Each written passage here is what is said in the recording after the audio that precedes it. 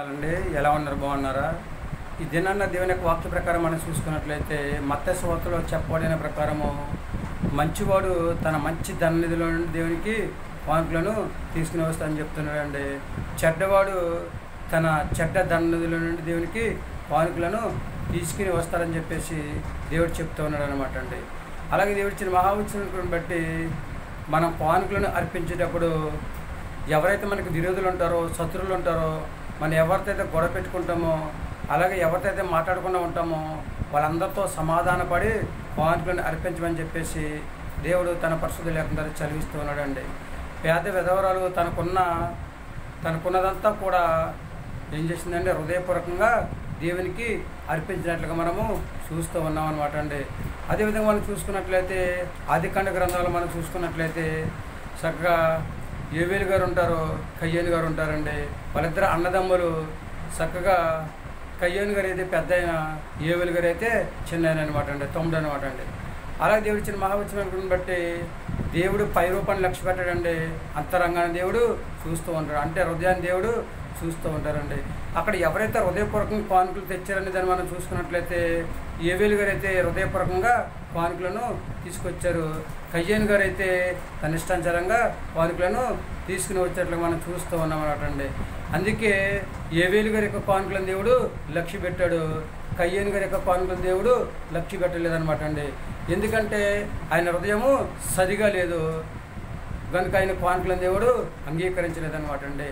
అలాగే మనం దేవుని సన్నిధిలో దేవునికి గిఫ్ట్ ఇచ్చినా, లేదా వస్తువు ఇచ్చినా, లేదా కానుకలు ఇచ్చినా, ఏమిచ్చినా కానీ హృదయపూర్వకంగా దేవునికి ఇవ్వాలన్నమాట అండి. దేవునికి కానుకలు ఇచ్చేటప్పుడు విసుక్కోకూడదు, గొనుక్కోకూడదు, సనుక్కోకూడదు అనమాట అండి. ఎవరైతే ఉత్సాహంగా ఇస్తూ ఉంటారో మరింత ఉత్సాహంగా దేవుడు వాళ్ళకి మనకి ఇస్తూ ఉంటాడు అనమాట అండి.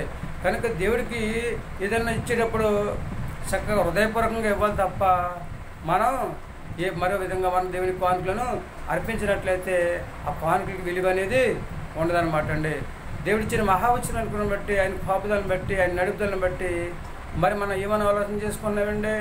దేవునికి ఏదైనా ఇచ్చేటప్పుడు కానుకల రూపంలోనైనా, లేదా వస్తువు రూపంలోనైనా, లేకపోతే గిఫ్ట్ రూపంలోనైనా, ఏ రూపంలోనైనా సరే మనం ఇచ్చేటప్పుడు కుడి చేతి ఇచ్చింది ఎడమ చేతికి తెలియకుండా జాగ్రత్తగా ఇవ్వమని చెప్పేసి దేవుడు తన పరిశుద్ధ లేఖనం ద్వారా చదివిస్తూ ఉన్నాడు అనమాట అండి.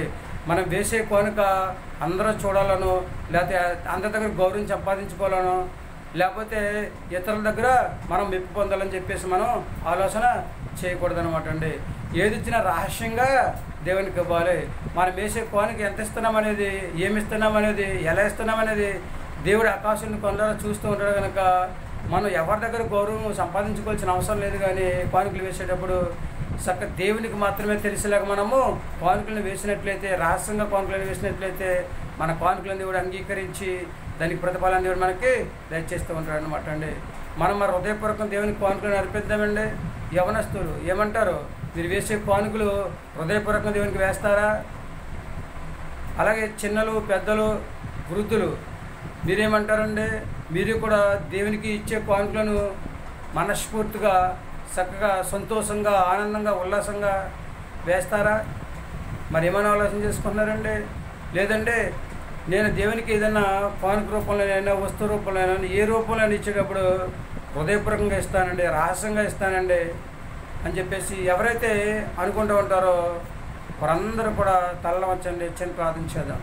మహాపరుషుని పరలోకపు తండ్రి, నీ ఘనమైన పదవి లెక్కలని స్తుతిస్తూ ప్రభావ బిడ్డలందరినీ కూడా దీవించండి, ఆశీర్వదించండి తండ్రి.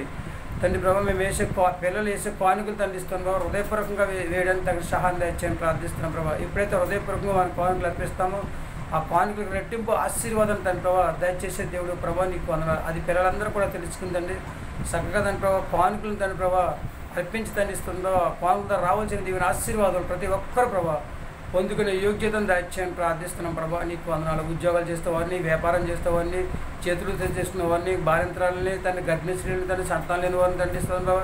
అలాగే తండ్రి అనారోగ్యంతో బాధపడుతున్న వారు అందరూ కూడా ఒకసారి జ్ఞాపకం చేసుకుని ప్రతి ఒక్కరిని కూడా దీవించి ఆశీర్వదించి ఎవరికి కావాల్సిన వారికి దయచేసి, అలాగే తండ్రి ప్రతి ఒక్కరికి ప్రభావ మంచి ఆరోగ్యం దయచేయని మరొకసారి అందరూ ప్రభా నీకు నీ కానుకలు ఇచ్చేటప్పుడు హృదయపూర్వకంగా తండ్రిస్తున్నావు. నీ కానుకలు ఇవ్వడానికి రహస్యంగా ప్రభా కానుకలను వేయడానికి తండ్రిస్తుందో తగిన సహాయం దాచండి.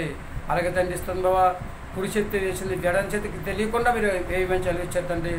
అలాగే తండ్రి బిడ్డలందరూ తండ్రి ప్రభా తండ్రి నీకు ఇచ్చే కానుకలు తండ్రి ఇస్తారు ప్రభా, హృదయపూర్వకంగా వేసే యోగ్యత దయచేయమని కానుకని యేసుక్రీస్తు ప్రశ్న నామములో వేడుకొంచున్నాం తండ్రి. ఆమేన్. అందరికీ వందనాలండి. త్రియక దేవుని ఆశీర్వాదంలో మనకు తోడుగా ఉండను గాక. ఆమేన్. దేవుడు మనందరిని కూడా దీవించి ఆశీర్వదించను గాక. ఆమేన్.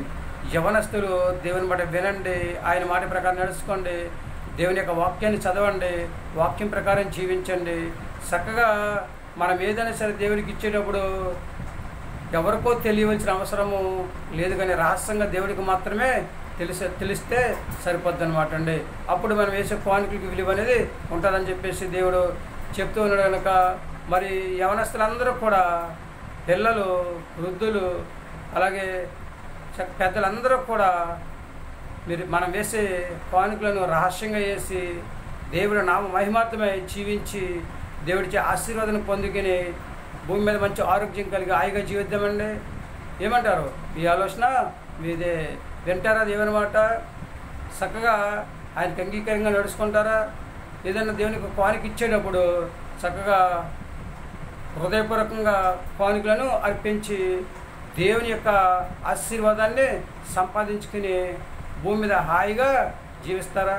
ఏమంటారు?